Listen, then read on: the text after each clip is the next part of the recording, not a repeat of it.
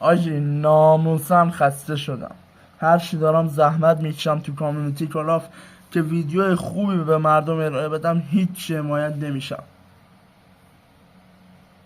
نه بابا داداش محمد، این همه بچه ها حمایت میکنن، دوست نداری یه سی پی یا پول سی پی به بچه ها بدی؟